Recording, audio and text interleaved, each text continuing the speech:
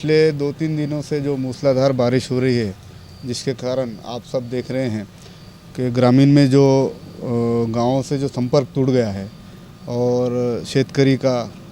काफ़ी नुकसान हुआ है। उसी चलते आज आपके सामने मीडिया के माध्यम से एक बात बताना चाहता हूँ।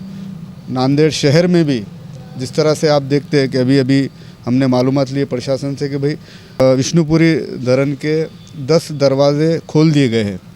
जिसके वजह से जो नदी काट के एरिया है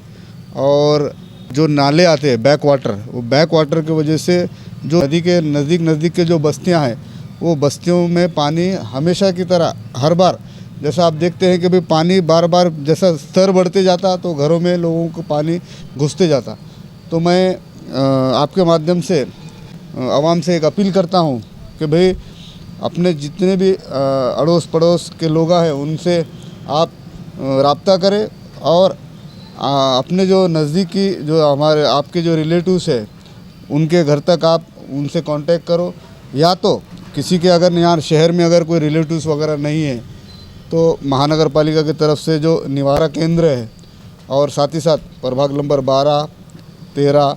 यहाँ जो नदी काट के जो लोग हैं उनके लिए हमने हाजी अब्दुल सत्तार साहब की जानिब से हमेशा की तरह जैसा पाकीज़ा फंक्शन हॉल आप लोगों के सेवा में हम हमेशा रहते हैं। और पाकीज़ा फंक्शन हॉल भी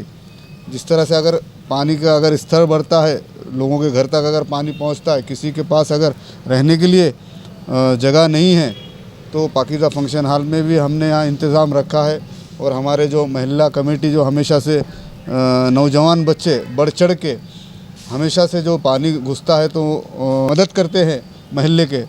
मैं आपके माध्यम से नौजवान कमेटी महल्ले के वो नौजवानों को अपील करता हूं कि भाई अड़ोस पड़ोस और खुसूसी अपने महल्लों का ध्यान रखें जहां जहां पानी जा रहा। तो पता है ये हमारा जो एरिया है एक स्लम एरिया है, और गरीब